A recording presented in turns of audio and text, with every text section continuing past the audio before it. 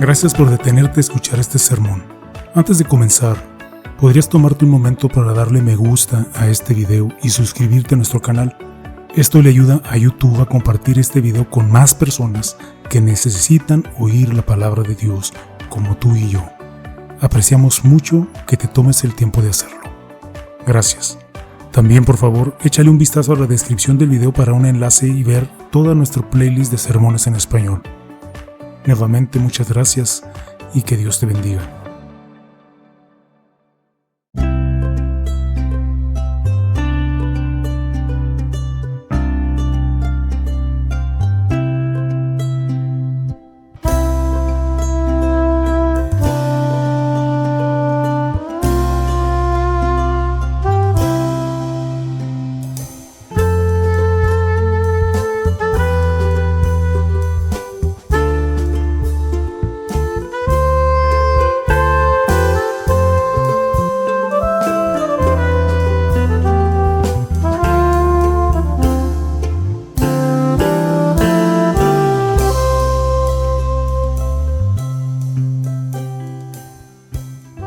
Sermón del domingo 4 de junio del año 2023 de la Iglesia Luterana Cristo Nuestro Redentor en El Paso, Texas, basado en el texto de la segunda carta de Pablo a los Corintios, capítulo 13, versículo 14.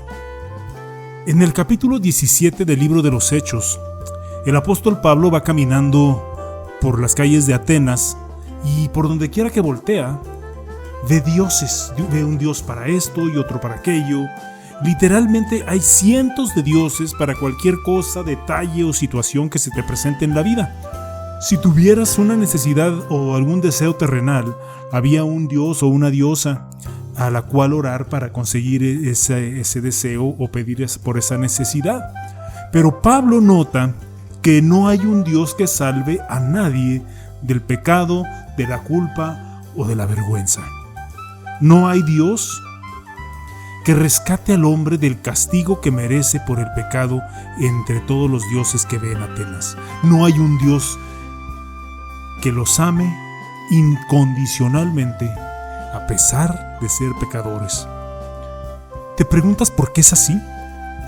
Y no solo en aquellas calles de Atenas, sino en las distintas culturas y religiones del mundo.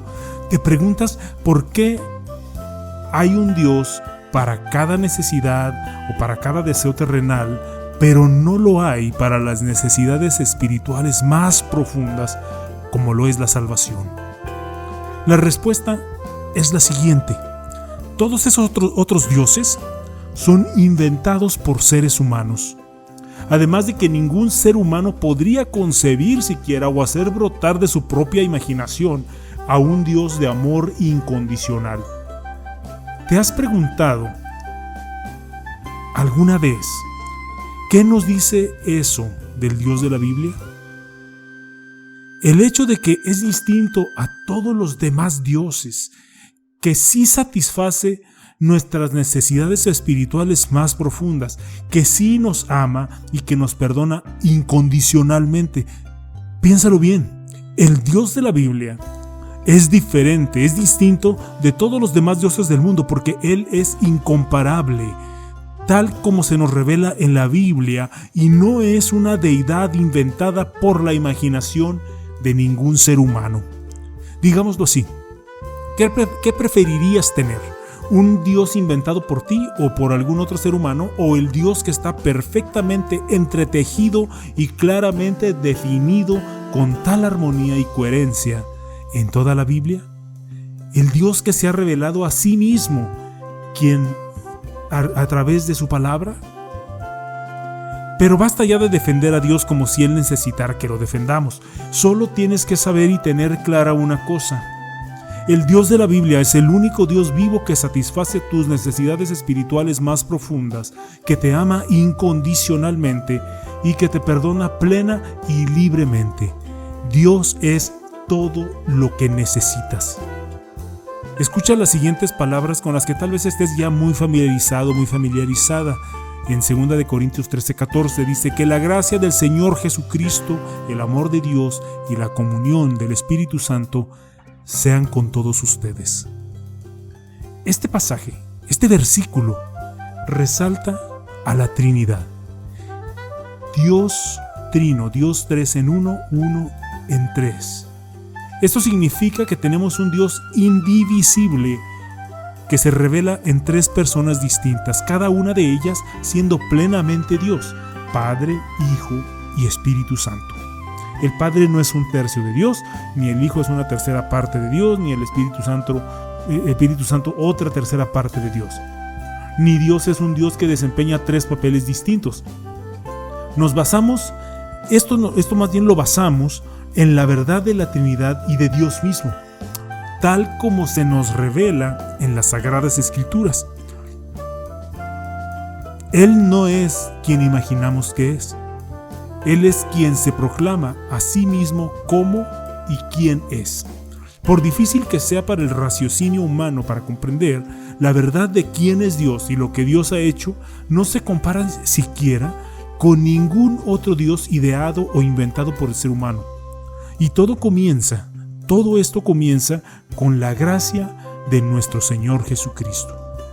Por eso dice el saludo de Pablo a la iglesia de Corinto: que la gracia del Señor Jesucristo sea con ustedes. La palabra gracia enfatiza algo inmerecido. Eso significa la palabra gracia.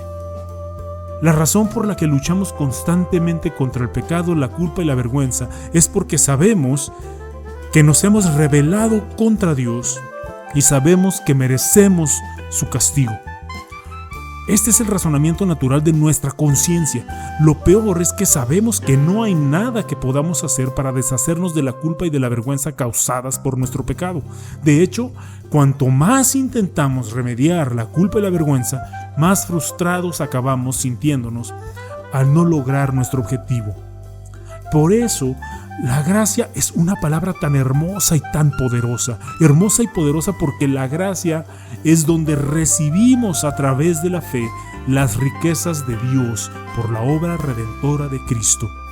Esa gracia viene de la cruz, donde en nuestro lugar Jesús soportó y sufrió la consecuencia de nuestro pecado para que nosotros, por la fe, recibamos la bendición de su sacrificio por nosotros, es decir, el perdón de los pecados y la vida eterna. ¿Qué Dios hace esto? El único Dios verdadero hace esto. Dicho más claramente, hizo esto por nosotros en la carne, en la cruz, por nuestros pecados para obtener nuestra salvación. Y lo hizo solo por esta razón, por gracia. Como dice Efesios 2, pero Dios, cuya misericordia es abundante, por el gran amor con que nos amó, nos dio vida junto con Cristo, aun cuando estábamos muertos en nuestros pecados. La gracia de Dios los ha salvado. ¿Y qué decir del gran amor de Dios? El mismo saludo dice que la gracia del Señor Jesucristo, el amor de Dios. Demasiadas veces el amor, esa palabra, para nosotros es demasiado simple. Pero nunca es una simple palabra cuando se trata del amor de Dios Padre. Las palabras, porque de tal manera amó Dios al mundo que ha dado a su Hijo unigénito. Esas palabras nos profesan que amor no es una simple palabra para el Padre. Su amor implicó un gran sacrificio que hizo por sí mismo, por nosotros, el sacrificio de su Hijo unigénito. ¿Cuán contrario es esto a todos los demás dioses? En todos los demás dioses es la gente la que tiene que hacer el sacrificio para que esos dioses los amen.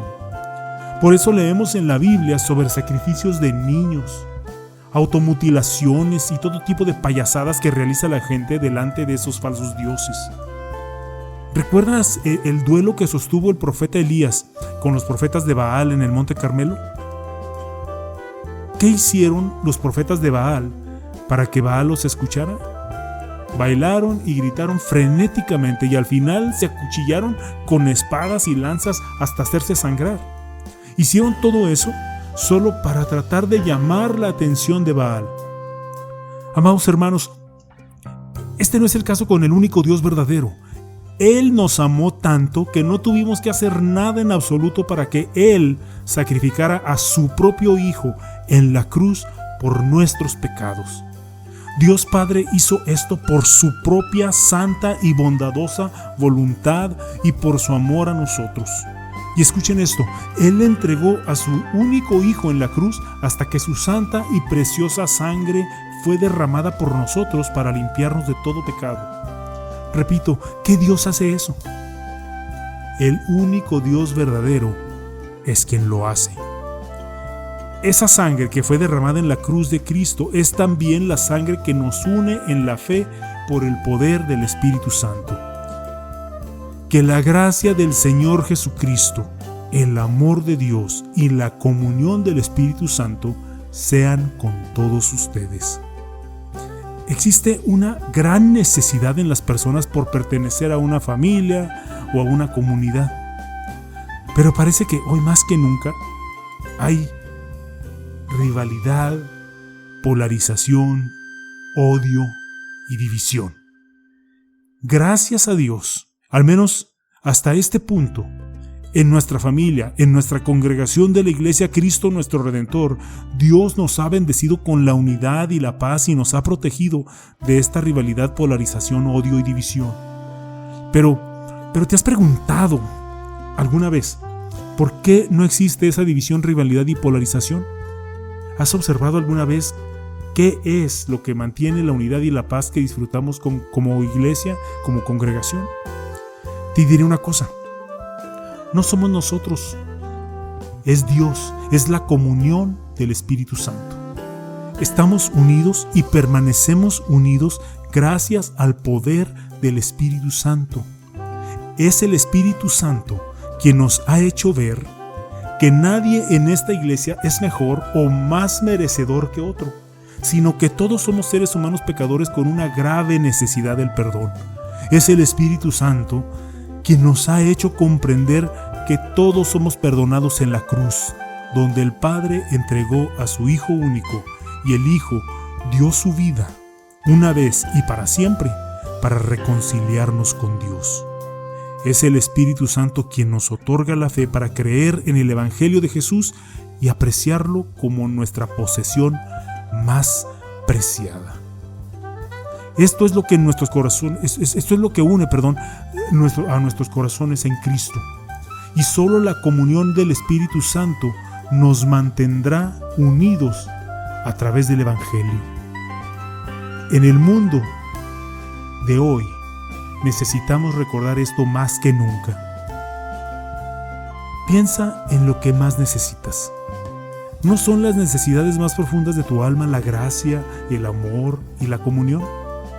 Entonces, alaba al único Dios verdadero de quien fluyen esas bendiciones. Son tuyas ya por el poder de la fe en Él. Amén. Y que la paz de Dios que sobrepasa todo entendimiento guarde sus corazones y sus pensamientos en Cristo Jesús. Amén.